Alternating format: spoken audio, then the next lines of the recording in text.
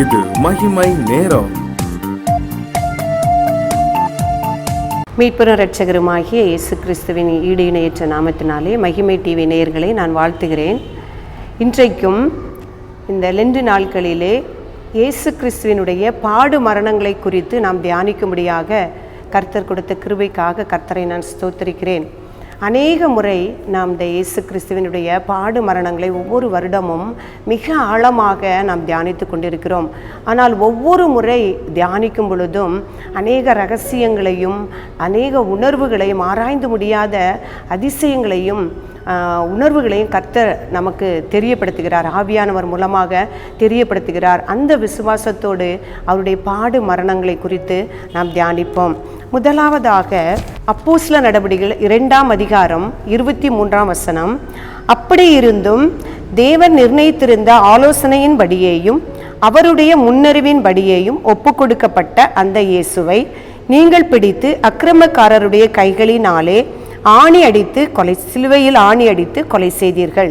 ஆம், இயேசு கிறிஸ்துவினுடைய பாடு மரணம் பிதாவாகிய தேவனாலே திட்டமிடப்பட்டு தீர்மானிக்கப்பட்டது. அது எப்பொழுது தீர்மானிக்கப்பட்டது என்றால், பேதுரு சொல்லும் பொழுது உலக தோற்றத்திற்கு முன்னே குறிக்கப்பட்டவராயிருந்து கடைசி காலத்திலே வெளிப்பட்டார். ஆம், இயேசு கிறிஸ்து சிலுவையிலே மரித்து பாடுபட்டு நம்முடைய ஜனங்களை மீட்டு கொள்ள வேண்டும் என்று பிதாவானவர் உலக தோற்றத்திற்கு முன்பாகவே தீர்மானித்து அநேக தீர்க்கதரிசிகளின் மூலமாக முன்னறிவித்த ஒரு நிகழ்வுதான் இயேசு கிறிஸ்துவினுடைய பாடு மரணம். 2000 ஆண்டுகளுக்கு முன்பு எருசலேமிலே கொல்கத்தா மலையிலே இயேசு கிறிஸ்து நமக்காக சிலுவையிலே அறையப்பட்டார். ஆனால் அவர் இவ்விதமாக பாடுபட வேண்டும் என்பதை பிதாவானவர் உலக தோற்றத்திற்கு முன்பாகவே திட்டம் பண்ணி வைத்திருந்தார், அவர் நியமித்திருந்தார். அவரை நமக்காக ஒப்பு கொடுக்க பிதா சித்தமுள்ளவராய் இருந்தார். ஏனென்றால் நம்முடைய பாவங்களின் நிமித்தம் பாவிகளாகிய நம்மை மரணம் பற்றி கொண்டது. அந்த மரணத்திலிருந்து, அந்த பாவத்திலிருந்து நம்மை விடுதலையாக்கும்படியாக இயேசு கிறிஸ்துவை ஒப்பு கொடுக்க பிதாவானவர் சித்தமுள்ளவராய் இருந்தார். பாவம் செய்யும் பொழுது தேவனுக்கும் மனிதர்களுக்கும் உள்ள உறவு பிரிந்து விட்டது. இந்த உறவை சீர்படுத்த வேண்டும். இந்த மரணம் மனிதர்களை ஆண்டு கொள்ளாதபடி அவர்கள் காப்பாற்றப்பட வேண்டும் என்பதற்காக அவருடைய ஒரே பேரான குமாரனை, பாவமற்ற பரிசுத்தரான மாசற்றவருமாயிருந்த அவரை, மரணம் தொட முடியாத அவரை தேவன் மரணத்திற்கு ஒப்பு கொடுத்தார். அப்படி செய்யும் பொழுது மனிதராகிய நம்மை தேவனோடு கூட உறவாடும்படியாக, தேவனோடு கூட இணைக்கும்படியாக தேவனாயிருந்த கிறிஸ்துவை மனித சாயலாக இந்த உலகத்திலே வரும்படியாகவும் நமக்காக மனிதனாக இருந்து பாடுபடும்படியாகவும் தேவன், பிதாவாகிய தேவன் அவர் ஒப்பு கொடுத்தார்.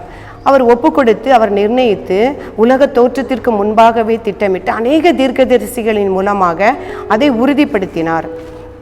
ஏசாயா தீர்க்கதரிசியின் மூலமாக, சங்கீதக்காரன் அநேக இடங்களிலே தேவன் இவ்விதமாய் பாடுபடவும் மரிக்கவும் வேண்டும் என்று உணர்த்தியிருக்கிறார். அநேக தீர்க்கதரிசிகளின் மூலமாக திஷ்டாந்தமாக அவர் இவ்விதமாக பாடுபட வேண்டும், உலக மக்களுடைய ஜனங்களுக்காக அவர் பாடுபட்டு மரித்து உயிர்க்க வேண்டும் என்பதை தெரியப்படுத்தினார். இயேசு கிறிஸ்துவும் தேவனுடைய சித்தத்தை அப்படியே ஏற்றுக்கொண்டார். கெத்செமனே தோட்டத்திலே நாம் பார்க்கும் பொழுது அவருடைய சித்தத்திற்கு படுத்த, கர்த்தாவே, இந்த பிதாவே, இந்த பாத்திரம் என்னை விட்டு நீங்க கூடுமானால் நீங்கட்டும், ஆனாலும் என்னுடைய சித்தத்தின்படி அல்ல, உம்முடைய சித்தத்திற்கே ஒப்பு கொடுக்கிறேன் என்று அவரை தாமாகவே ஒப்பு கொடுத்தார். இந்த ஜீவனை நான் அடையும்படியாக நான் ஒப்பு கொடுக்கிறபடியால் பிதா என்னிடத்தில் அன்பாக இருக்கிறார் என்றார். அவரும் பிதாவினிடத்தில் அன்பு கூர்ந்தபடியினால் பிதாவினுடைய சித்தத்தை நிறைவேற்றும்படியாக தாமாகவே அந்த சிலுவை மரணத்திற்கு தன்னை ஒப்பு கொடுத்தார். என் ஜீவனை நாமாகவே கொடுக்கிறபடியால் பிதா என்னிடத்தில் அன்பாக இருக்கிறார், அதை ஒருவனும் என்னிடத்தில் எடுத்துக்கொள்ள முடியாது, நானாகவே கொடுக்கிறபடியால் அதை எடுக்கவும் எனக்கு அதிகாரம் உண்டு என்று அவர் சொல்லியிருக்கிறார். அவரே ஒப்பு கொடுத்தார். ஏசாயா தீர்க்கதரிசியின் புஸ்தகத்திலே ஏசாயா 53ஆம் அதிகாரத்தை முழுவதுமாக நாம் வாசிக்கும் பொழுது அவருடைய பாடு மரணங்களை குறித்து, இயேசு கிறிஸ்துவின் பாடுகளுக்கு முன்பதாக வாழ்ந்த ஏசாயா தீர்க்கதரிசி அதை நேரில் இருந்து பார்ப்பது போல அதை எழுதியிருக்கிறார். இயேசு கிறிஸ்துவானவர் அவ்வளவாக அசட்டை பண்ணப்பட்டார். இந்த சூழ்நிலையில் நாம் எந்த நிலையிலே நாம் காணப்படுகிறோம்? நம் பிதாவாகிய தேவன் நாம் மரணத்தை ருசிக்கக்கூடாது, நாம் பாவத்திலே அழிந்து போகக்கூடாது என்று நம்முடைய தண்டைகளின் நிமித்தம் நம்மை நொறுக்க சித்தமாய் இராமல் அவரை நொறுக்க சித்தமாய் இருந்தார். பிதாவோ அவரை நொறுக்க சித்தமாய் இருந்து அவர் மேல் உலக பாடுகள், உலக பாவங்கள் எல்லாவற்றையும் அவர் மேல் சுமத்தினார், அவரை சாபமாக்கினார். நாம் தண்டனை அடையக்கூடாது என்பதற்காக நாம் செய்த பாவங்களின் நிமித்தம் நாம் தான் நொறுக்கப்பட வேண்டும். ஆனால் பிதாவானவர் நம்மை நொறுக்க சித்தமாயிராமல் இயேசு கிறிஸ்துவை நொறுக்க சித்தமாகி நம்முடைய பாவங்கள், நம்முடைய சாபங்கள் எல்லாவற்றையும் அவர் மேல் சுமந்தார். நாம் எப்படி இருக்கிறோம்? பிதாவாகிய தேவன் நம்மேல் வைத்த அன்பினால் இயேசு கிறிஸ்துவை பலியாக ஒப்பு கொடுத்து நம்முடைய பாவங்களை பாவங்களிலிருந்து நம்மை விடுதலையாக்கி ரட்சிக்க சித்தம் கொண்டார். இயேசு கிறிஸ்துவும் அந்த பாடுகளை ஏற்றுக்கொண்டார். ஆனால் நாம் என்ன செய்தோம்? அவரை பாராமல் நம்முடைய முகத்தை மறைத்து கொண்டோம், அவரை எண்ணாமல் போனோம். அந்த இயேசு கிறிஸ்து சிலுவையிலே மரித்த பொழுது அந்த சிலுவைக்கு அடியில் இருந்த ஜனங்களுடைய எண்ணங்கள் எப்படியாக இருந்ததென்றால், இவர் இவ்விதமாய் மரிக்கப்படுவது தேவனுடைய சித்தம், இவர் தேவனுக்கு விரோதமாக பாவம் செய்ததினால் தேவன் இவ்வளவாய் தண்டித்தார், இது தேவனுடைய சித்தத்தினாலே இவர் நொறுக்கப்பட்டு அடிக்கப்பட்டு சிறுமைப்படுகிறார் என்று எண்ணினார்கள். நாம் இந்த நாளிலும் இயேசு கிறிஸ்துவுடைய பாடுகளை குறித்து தேவன் கிறிஸ்துவை பாடுகளுக்கு உட்படுத்தினார். எதற்காக?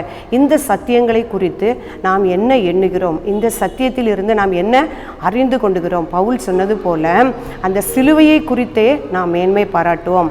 இந்த உலக பிரகாரமான காரியங்களை குறித்து அல்ல, இயேசு கிறிஸ்து எனக்காக தன்னுடைய இரத்தத்தை சிந்தி மரணத்தை ஜெயித்தார். அதே போல நாமும் இவ்வுலக பாடுகளை விட்டு அந்த இரத்தத்தை விசுவாசிப்பதின் மூலமாக உலக பிரகாரமான பாடுகள், பாவங்கள் எல்லாவற்றையும் விட்டுவிட்டு சிலுவையை பற்றி கொண்டு அவருக்கு பின்னாக சென்றோமானால் அவர் நமக்காக சம்பாதித்த அந்த விலையேற பெற்ற மீட்பை நாம் பெற்றுக்கொள்ள முடியும்.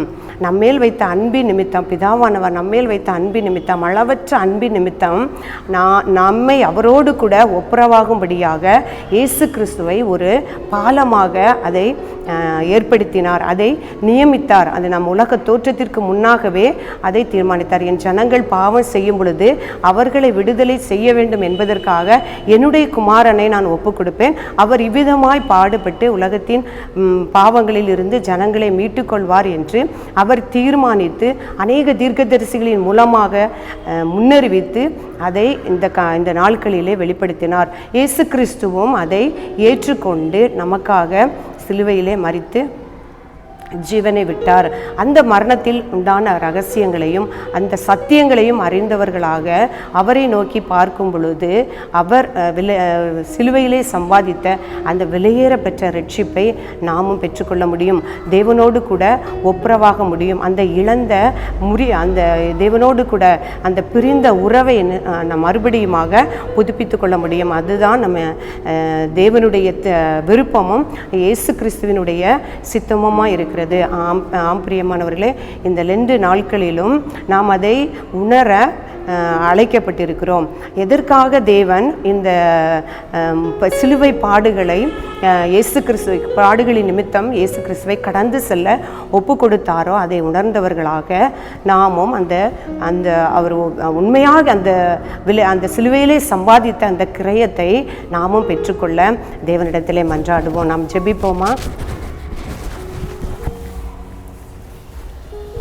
பிதாவே, உம்மை ஸ்தோத்தரிக்கிறோம். இரக்கம் நிலை இயேசு கிறிஸ்துவே, உம்மை ஸ்தோத்தரிக்கிறோம். அப்பா, இந்த நாளிலும் உடைய பாடு மரணங்களை குறித்து தியானிக்கும்படியாக கிருபை பாராட்டினீங்களே சுவாமி, அதற்காக உமக்கு நன்றி செலுத்துகிறேன். பிதாவாகிய தேவன் எங்கள் மேல் வைத்த அன்பின் நிமித்தம் அவருடைய ஒரே பேரான குமாரனை எங்களுக்கு ஒப்பு கொடுத்து அப்பா ஸ்தோத்திரம். அப்பா, சிலுவையிலே அவரை பாடுகளுக்கு உட்படுத்தி எங்களை நொறுக்க சித்தமாயிராமல் அவரை நொறுக்க சித்தமாகி எங்களுடைய பாவங்கள், சாபங்கள் எல்லாவற்றையும் அவர் மேலே சுமத்தி நாங்கள் பாவம் இல்லாமல், சாபம் இல்லாமல், கழுவப்பட்டு வாழ வேண்டும் என்பதற்காக கர்த்தாவே உலக தோற்றத்திற்கு முன்பாகவே தீர்மானித்து அதை வெளிப்படுத்தினாரே, அதை நாங்கள் உணர்ந்தவர்களாக அந்த விலையேறப்பெற்ற ரட்சிப்பை நாங்கள் பெற்றுக்கொள்ள தேவன் எங்களுக்கு உதவி செய்யும்படியாய் நாங்கள் ஜெபிக்கிறோம். இதை தியானிக்கும் பொழுதெல்லாம் கர்த்தாவே நாங்கள் ஒவ்வொருவரும் உணர்வடைந்து அந்த பரிசுத்த இரத்தத்தை விசுவாசித்து மீட்படைய தேவர் எங்களுக்கு உதவி செய்யும்படியாக ஜெபிக்கிறோம். அப்பா, எங்களை தாழ்த்தி ஒப்பு கொடுக்கிறோம். மீட்பர் இயேசு கிறிஸ்து மூலம் ஜெபிக்கிறோம் பிதாவே,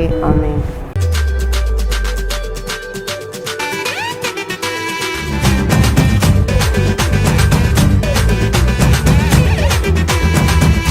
மகிமை